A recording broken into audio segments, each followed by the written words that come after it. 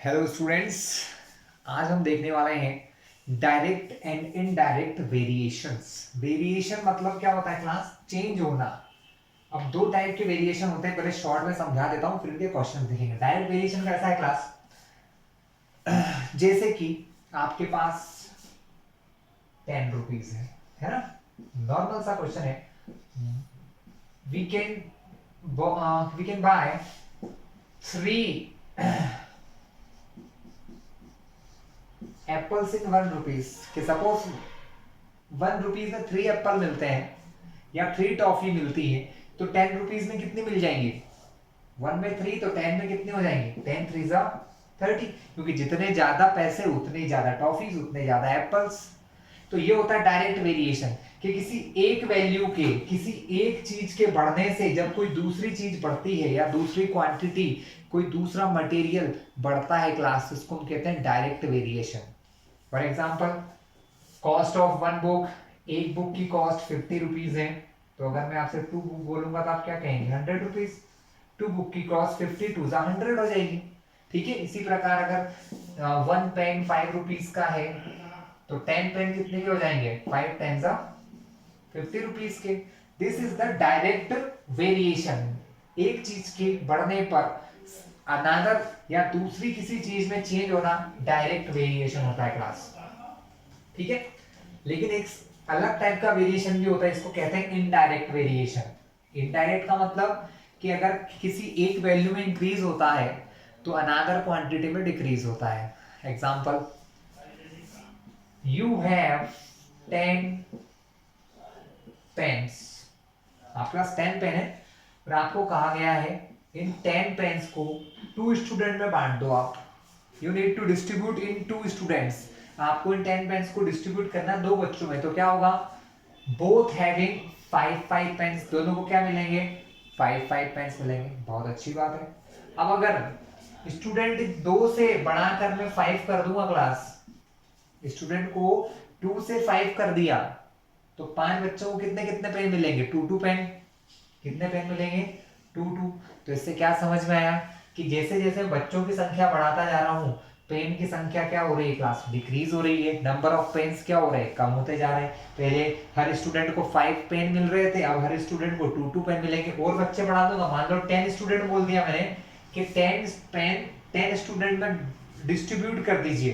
Then every one, या हर एक बच्चे को कितना पेन मिलेगा? 1। यानी जैसे जैसे नंबर ऑफ स्टूडेंट बढ़ते जा रहे हैं, नंबर ऑफ पेन्स डिक्रीज हो रहे हैं, मतलब बच्चों को कम कम पेन मिल रहे हैं। तो इसको कहते हैं इनवर्स या इनडायरेक्ट। किसी किसी बुक में इसको इनवर्स रेशियो कहते हैं, ठीक है, या इनवर्स प्रोपोर्शन कहते हैं, या इनवर्स वेरिएशन कहते हैं। यहाँ पर लिखा है इनडायरेक्ट, सभी का एक मतलब ही होता है। तो क्लियर है क्लास? चलिए, जब एक किसी ऑब्जेक्ट के चेंज होने से दूसरे में डायरेक्ट चीजें इंक्रीज होती है या डिक्रीज होती हैं, तो वो डायरेक्ट होता है। जब एक के बढ़ने से दूसरे में घटता है या एक के घटने से दूसरे में वैल्यू इंक्रीज होती है, तो वो होता है इनडायरेक्ट। क्वेश्चन किस टाइप से आता है क्लास?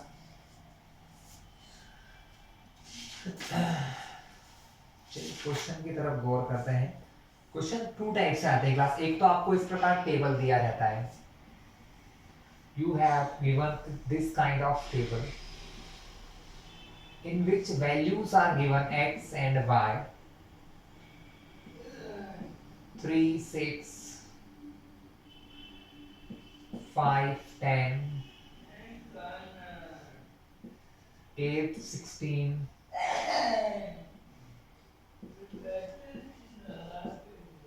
12 25 15 and 30। क्लास इस टाइप के क्वेश्चंस में आता है, चेक करके बताना है क्या x और y में कोई डायरेक्ट रिलेशन है, मतलब ये डायरेक्ट रेशियो में है या नहीं है। सो क्लास, डायरेक्ट रेशियो में क्या होता है? सपोज ये x है, तो इसको हम कहेंगे x1, इसको कहेंगे y को y1, ये हमारा हो जाएगा x2, ये हो जाएगा हमारा y2। ठीक है, तो हम क्या लिखते हैं class? x1 is equals to 3, x2 is equal to 5, y1 is equal to 6 and y2 is equal to 10। अब दो रेशो हैं, दोनों का एक फॉर्मूला है, पहले लिख लेते हैं for direct variation. For direct variation का फॉर्मूला होता है class x1 upon x2 is equal to y1 upon y2। यानी जो x1 y1 है इनको अपॉन में रखते हैं, x1 upon x2 is equal to y1 upon y2। अगर ये रेशियो दोनों साइड का सेम आता है क्लास तो क्या होते हैं, डायरेक्ट रेशियो में होते हैं।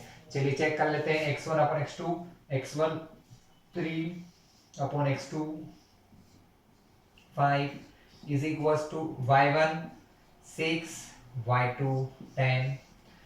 अब देखने से तो किसी को ये लगेगा कि ये सेम नहीं है, लेकिन क्लास ये सेम है।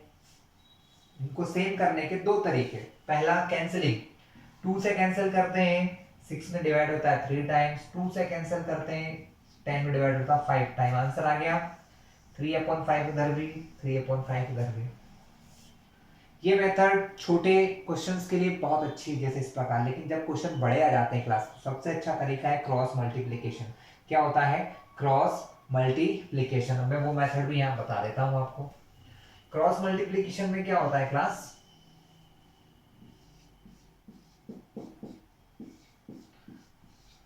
थ्री मल्टीप्लाई विद 10 मतलब फर्स्ट वाले का न्यूमरेटर दूसरे वाले के डिनोमिनेटर से और दूसरे वाले का न्यूमरेटर फर्स्ट वाले के डिनोमिनेटर से, इस प्रकार से मल्टीप्लाई होता है। क्रॉस बन जाता है ना यहाँ पर, क्रॉस इस टाइप से, इसलिए क्रॉस मल्टीप्लाई कहते हैं। तो 3 मल्टीप्लाई होगा 10 से, तो 3 इंटू 10 बीच में क्या लगा है इज इक्वल टू 5 का 6 से, 3 10 30 5 6 30। तो क्लास आप क्या देख रहे हैं कि दोनों नंबर इक्वल है। अगर ये दोनों इक्वल में है तो आप क्या लिखोगे, आप यहां आंसर लिख सकते हो yes they are in direct proportion या डायरेक्ट वेरिएशन। डायरेक्ट प्रपोर्शन या डायरेक्ट वेरिएशन में है क्लास, ठीक है। अब इसके लिए क्या होगा क्लास, आप आगे भी चेक कर सकते हैं, आगे भी क्या कर सकते हैं चेक। अब इन दो नंबर में तो है लेकिन जरूरी नहीं हर एक नंबर में हो, तो अब आप इन दोनों में चेक कर सकते हैं इन दोनों के लिए प्रोपोर्शन में है या नहीं, फिर इन दोनों को भी कर सकते हैं। तो ये स्टेप चलती रहती है। हमने सिर्फ इन दो नंबर को चेक किया कि ये दो नंबर तक तो क्या है डायरेक्ट प्रोपोर्शन में है। चलिए अब हम आगे देखते हैं कि नॉर्मली इनके क्वेश्चन किस टाइप से आते हैं। क्वेश्चन का टाइप देखते हैं। क्वेश्चन इस टाइप से आता है, the cost of 6 books is ₹190। हमको ये कहा गया है कॉस्ट प्राइस ऑफ 6 बुक्स। आपके सामने 6 बुक की कॉस्ट प्राइस रखी है और वो कहा गया है ₹192। तो find the cost of 15 books. तो 15 बुक की कॉस्ट हमें फाइंड करना है। तो क्लास बहुत अच्छा और आसान सा काम है, देखिए। सो आप यहां पर एज्यूम कर लीजिए, आप इस प्रकार लिख सकते हैं, इसको कहते हैं because cost price of 6 books is ₹192 and let the cost price, CP को क्या बोलते हैं कॉस्ट मतलब कीमत, ऑफ क्या पूछा उन्होंने 15 books is equal to ₹X। इसको आप क्या मान लो X मान लो क्लास, क्या मान लिया X, ठीक है। या इसको सीधा नाम दे दो, ये X हो गया, ये X1, ये Y1, ये x2, ये y2। तो इसको नाम दे दिया मैंने y2, जो आपको देना हो क्लास, कोई फर्क नहीं पड़ता है, ठीक है। अब यहां पर सिर्फ ये देखो दो लाइन लिखी आपने, 6 books cost price of 6 books ₹192। तो फिर एज्यूम कर लिया let the cost price of 15 books is equal to ₹Y2। y2 मतलब पता नहीं है तो हमने उसको कुछ मान लिया कि y2 है। अब यहाँ पर ये हो गया आपका x1, तो इसको मान लो आप x1 इज इक्वल टू 6। ये हो गया आपका y1 इज इक्वल टू 192। उसी प्रकार this is the x2 15 and this is your y2 तो हमें पता करना है, ठीक है। फॉर्मूला वही है क्लास हमारा, x1 upon x2 is equal to y1 upon y2। Now x1 6 upon x2 15 is equal to y1 192 upon y2, क्योंकि y2 की वैल्यू हमें पता नहीं है, that's why we write it here. now cross multiply 6 का multiply y से और 15 का 192 से। क्लास ये करना मत कभी एग्जाम में या कॉपी में, सिर्फ समझाने के लिए बता रहा हूँ, ठीक है। आपको समझ में आ गया, इसका मल्टीप्लाई इससे, इनका इससे, तो 6 multiplied with y2 and 15 multiply with 192, but here you don't need to multiply it, आपको जरूरत नहीं है मल्टीप्लाई करने की। we need to find the value of y, we need to find the value of y means हमें y2 की value निकालना है। तो हम क्या करेंगे, 6 और y2 के बीच में क्या साइन है, मल्टीप्लिकेशन। अगर 6 को यहां से हटाएं, that is going in the denominator, ये कहां जाएगा, डिनोमिनेटर में। सो y2 विल बी, क्या होगा, y2 हमारा 15 into 192 by 6। Now by cancelling this number we get y2। तो आप डिवाइड करके हमें क्या पता लग जाएगा, we find the value of y2। Okay let's start. Divide by 3, हम पहले 3 से डिवाइड कर रहे हैं, 3 से डिवाइड होगा 2 टाइम एंड 3 से डिवाइड होगा 5 टाइम्स। 2 एंड 192, 2 से कैंसिल होगा 1 टाइम, और अगर आप 2 को कैंसिल करते हैं इनसे तो आंसर आएगा 96। दैट मीन्स अपॉन में बचा है 1, अपॉन के 1 को हम कभी नहीं लिखते हैं class, we never write the value of 1, upon में के 1 को नहीं लिखते हैं। That means y2 is equal to क्या हो जाएगा, 5 into 96, 5 into 96। On multiplying this number, हम इन नंबर को मल्टीप्लाई करते हैं तो क्या पता चल जाएगा, दैट इज द 480। मतलब 15 बुक्स की कॉस्ट कितनी आ गई, ₹480 जो है वो इन 15 बुक की कॉस्ट हो चुकी है क्लास। नेक्स्ट क्वेश्चन देखते हैं। नेक्स्ट क्वेश्चन क्या होगा हमारा, एक थोड़ा सा वैसा क्वेश्चन ले लेते हैं जो थोड़ा मिक्स हो, जिसमें 2-3 प्रकार के आंसर निकालना हो।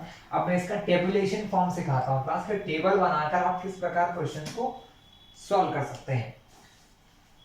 गिवन है a car runs 450 kilometre in 10 hour, 450 kilometre चलती है 10 आवर्स में। How many kilometre does it run in 12 hours, so how many kilometers it runs in 12 hours, तो 12 hours में कितना किलोमीटर चलेगी। and how much time does it take to run 600 kilometre, और 600 kilometre चलने के लिए इसको कितना टाइम लगेगा।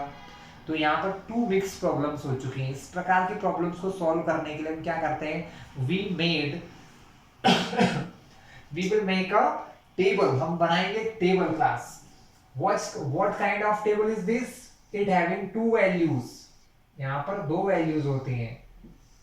अब 2 वैल्यूज कौन कौन सी है class, 2 values,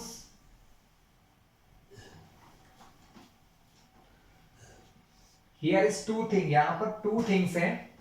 1 is distance, first क्या है class, that is not properly working. First है क्लास हमारी distance, and another is time. We have 2 variable value, हमारे पास 2 वेरिएबल वैल्यू है जो बार बार बदल रही हैं। जैसे फर्स्ट केस में क्या कहा, 450 किलोमीटर इन 10 आवर्स, 450 10 आवर्स में। व्हाट दे आस्क, क्या पूछा उन्होंने, how many kilometre does it run in 12 hour, तो 12 आवर में कितना चलेंगे। अभी रोक लेते हैं इस बात को। और फिर एक और क्वेश्चन पूछ लिया, how much time does it take to run 600 kilometre, और 600 किलोमीटर चलने के लिए उनको कितना टाइम लगेगा। तो क्लास यहाँ पर दो अलग अलग क्वेश्चन है। पहले ये पूछा है कि 12 आवर में कितनी डिस्टेंस चलेंगे, और दूसरा कि 600 किलोमीटर रन करने के लिए how much time they take, कितना टाइम उनको लगेगा।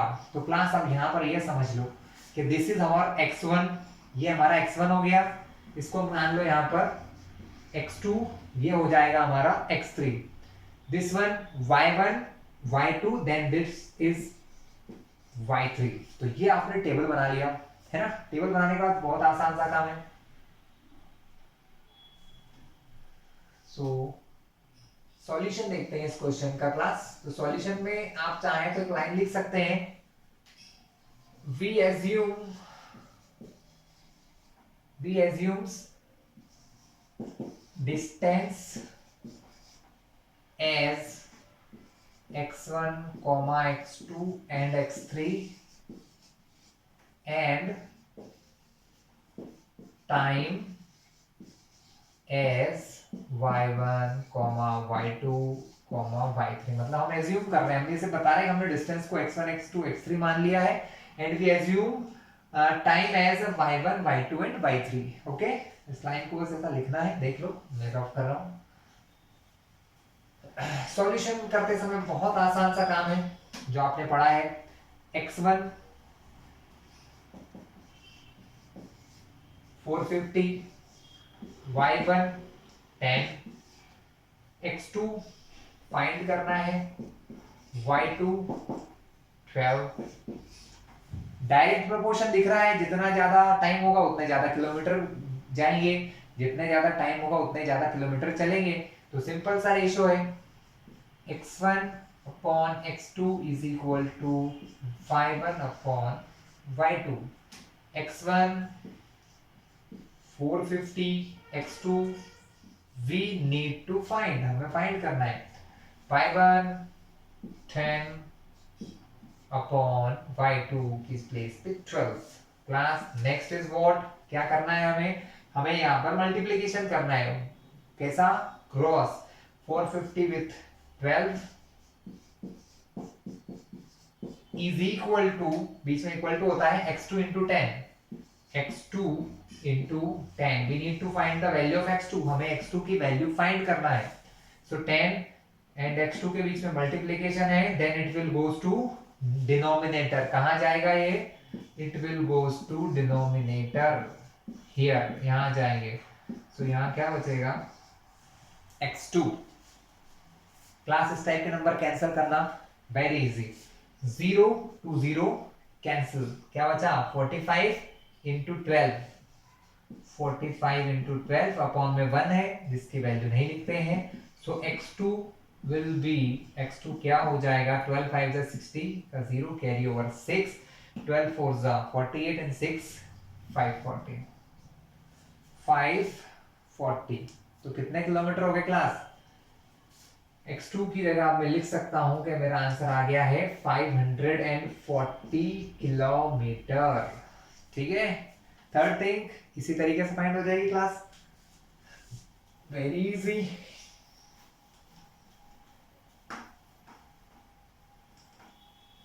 अब क्लास में ऐसा है कि x1 upon x2 is equal to y1 upon y2 है। इस प्रकार और भी आ सकता है,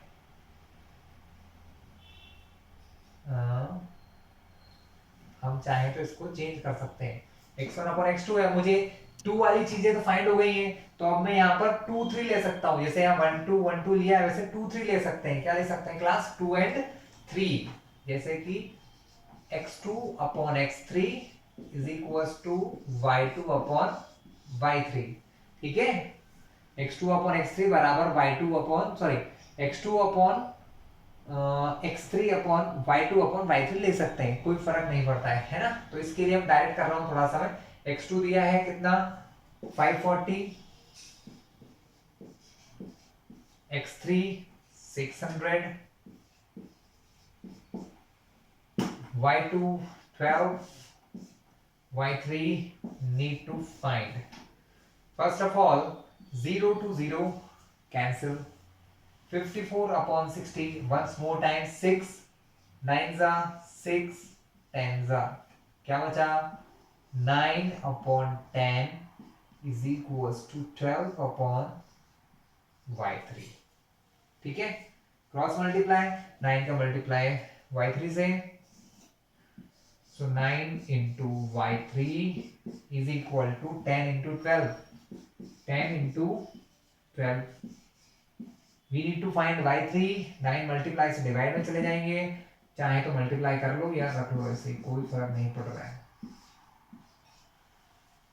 अब कैंसिलिंग करते हैं 3 3 जा 3 4 जा अब क्लास यहाँ पर एक नई चीज ध्यान से देखना कि 10 into 4 और ये है 3 अब यहाँ पर 3 ना तो 10 से कट रहा है ना 4 से यानी मेरा आंसर कंप्लीटली 1 2 3 4 में नहीं आएगा या तो आंसर पॉइंट में आएगा या आंसर आएगा अपॉन में तो हम क्या करें तो यहाँ पर हमें एक चीज पता है कि टाइम को उन्होंने आवर में लिखा हुआ है किस में लिखा हुआ है आवर में हम चाहें तो इसको मिनट में बदल सकते हैं या फिर सिंपली डिवाइड करके अपॉन में भी आंसर ला सकते हैं कैसे 10 4 जा 40 y3 हमारा हो गया है 40/3 आवर चाहो तो आप ये आंसर लिख दो यहाँ पर either you can divide it by 3 या फिर आप 40 को 3 से डिवाइड कर लो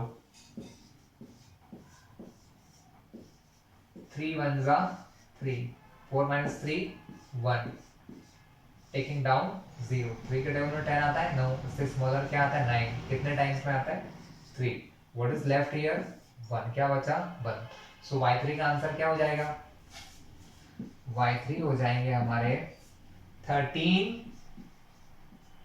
1 क्योंकि 13 तो ये डिवाइड हुआ उतने बार 1 जो बच गया और अपॉन में 3 13 1/3 आवर ये लिख सकते हैं चाहे तो या आवर को मिनट में करके दूसरा तरीके का आंसर भी ला सकते हैं क्लास तो चलिए क्लास अब हमारा दूसरी बारी आती है इनडायरेक्ट वेरिएशन के क्वेश्चन देखते हैं क्लास इनडायरेक्ट वेरिएशन में क्लास सिंपल सा फंडा है xy means x1 y1 into x2 y2 x2 y2 x3 y3 यानी यहाँ सेम चीजों का मल्टीप्लिकेशन होता है सेम चीजों का क्या होता है मल्टीप्लिकेशन होता है ये रूल ध्यान रखिए आप तो xy 1 1 2 2 2 2 3 3 ये इनवर्स वेरिएशन में यही काम आएगा x1 y1 x2 y3 या इस टाइप के जो रिलेशन है क्लास यही हमको काम आने वाले हैं तो इनवर्स वेरिएशन के क्वेश्चन देखते हैं क्लास फॉर्मूला मैं बता चुका हूं इनवर्स वेरिएशन क्वेश्चन में हमारे पास क्या है क्लास क्वेश्चन कुछ इस टाइप से आते हैं पहला क्वेश्चन तो क्लास वो जो मैंने पहले आपको बॉक्स में बताया था कि आपको क्वेश्चन इस टाइप से आता है कि दो वैल्यूज इस प्रकार बॉक्स में दी होती हैं x एंड y जैसे बोल दिया 4 8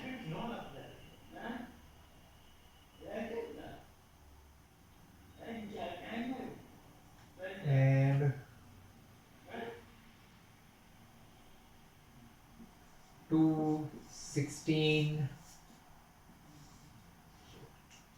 and 132 टाइप से ठीक है इसको अगर आपको प्रूव करना हो कि ये इनवर्स वेरिएशन में है या इनडायरेक्ट वेरिएशन में है कि नहीं तो आप क्या करेंगे इन दोनों का मल्टीप्लाई फॉर्मूला होता है x1 into y1 is equals to x2 into y2 अगर ये इक्वल है तो किस में है क्लास इनवर्स वेरिएशन या इनवर्स रिलेशन या इनडायरेक्ट वेरिएशन में नहीं तो फिर नहीं है y1 तो x1 into y1 बराबर x2 x के सामने जो x2 और ये y2 तो 2 into 16 अगर ये दोनों इक्वल हैं 4 8 जा 32 16 2 जा 32 दोनों इक्वल आ गए क्या या both are equal that means ये किसमें है इनडायरेक्ट प्रोपोर्शन या इनवर्स वेरिएशन में है क्लास चलिए अब हम देखते हैं इसके वर्ड प्रॉब्लम ये क्वेश्चन किस टाइप से हमको पूछे जाते हैं क्लास वर्ड प्रॉब्लम क्वेश्चन देखते हैं क्लास इजी है वर्ड प्रॉब्लम क्वेश्चन हमारे लिए। क्वेश्चन ऐसा आया है 18 labours can construct a road in 15 days। 15 days में कोई रोड कंस्ट्रक्ट कर सकते हैं, तो how many labours are needed to complete the same road in 10 days. तो 10 डेज में, अगर 10 डेज में वही रोड बनाना हो 10 डेज में, तो कितने लेबर चाहिए? पहले 18 मजदूर 15 डेज में बनाएंगे, तो 10 मजदूर उसको कितने डेज में बना सकते हैं, ये हमें फाइंड करना है। हाउ मेनी डेज, है ना, या सॉरी 10 डेज में अगर इसको कंप्लीट करना है तो how many labours are needed, कितने लेबर्स की नीड होगी हमें। तो क्लास जैसा मैंने पहले समझाया था उसी टाइप से हम लिखेंगे, है ना। ये क्वेश्चन था, समझा दिया मैंने आपको। अब लिखेंगे, टेबल बना लो, ज्यादा आसान है।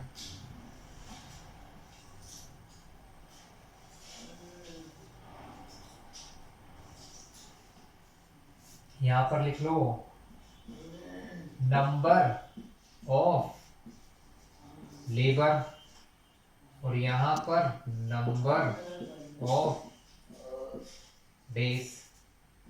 1 2, दो ही कॉलम में काम हो जाएगा। पहले बोला था 15 labour,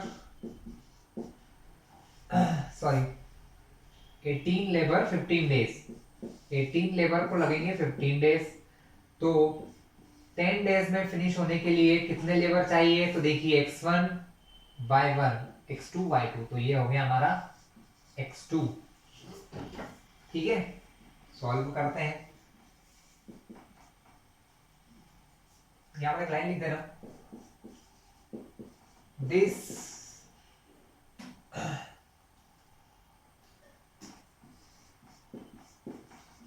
situation is in indirect variation। ये किस वेरिएशन की प्रॉब्लम है? इनडायरेक्ट, क्योंकि मजदूर बढ़ेंगे तो काम जल्दी खत्म होगा, है ना। लेबर बढ़ेंगे तो काम जल्दी खत्म होगा, लेबर कम करोगे तो काम को टाइम लगेगा। तो this situation is in indirect proportion या इनडायरेक्ट वेरिएशन। ये किस टाइप की सिचुएशन है? इनडायरेक्ट वेरिएशन की सिचुएशन है class.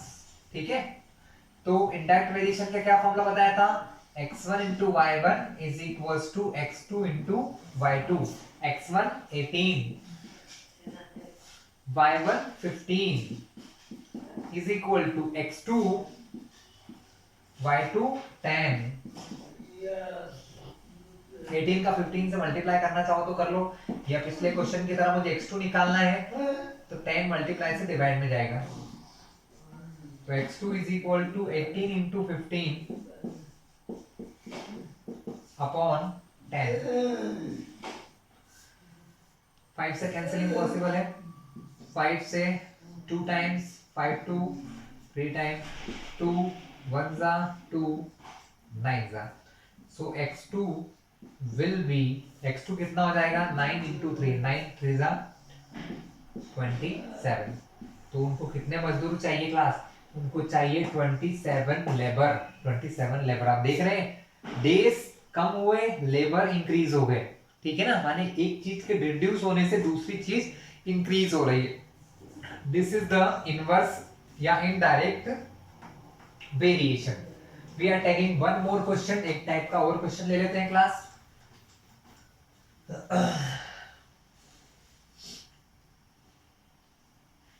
"15 pumps are needed to empty a tank in 24 minutes। Sorry 15 pump है, 15 पंप्स हैं जिनको अगर यूज करते हैं तो 24 मिनट में कोई टैंक खाली हो जाता है। 3 of them become out of order, तो उनमें से 3 आउट ऑफ ऑर्डर मतलब खराब हो चुके हैं। Then how many are left? 18 में से 3 खराब हुए तो कितने बचेंगे? 15। So how long will the remaining pump take to empty the tank? कितनी देर लगेगी इनको टैंक को एम्प्टी करने में? तो फिर से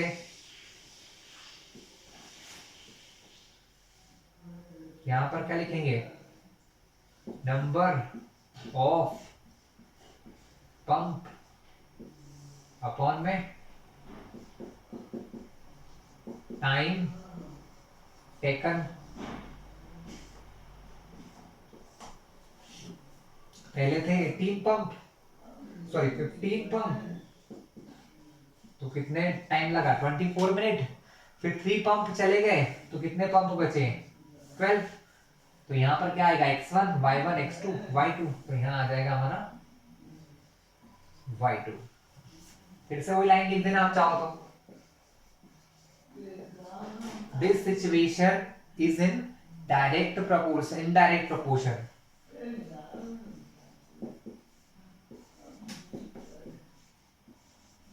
This situation is in the indirect variation। मतलब ये किस टाइप के वेरिएशन की प्रॉब्लम है क्लास, इनडायरेक्ट वेरिएशन की प्रॉब्लम है। चलो ये रफ कर देते हैं। इनडायरेक्ट वेरिएशन क्या होता है, x1 into y1 is equal to x2 into y2। x1 into y1 15 into 24 बराबर x2